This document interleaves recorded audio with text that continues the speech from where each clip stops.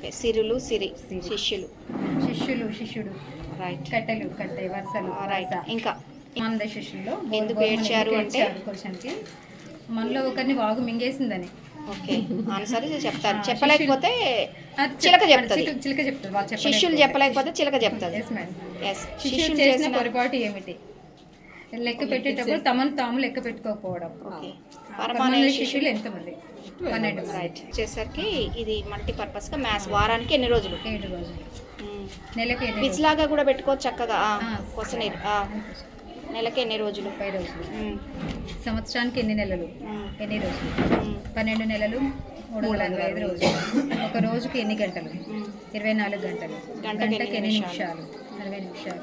ఒక నిమిషానికి ఎన్ని సెకండ్లు? ఇప్పుడు మీరు తెలుగు మ్యాథ్స్ తయారు చేస్తారు, ఇంగ్లీష్కి స్మాల్ ఏబిసిడి.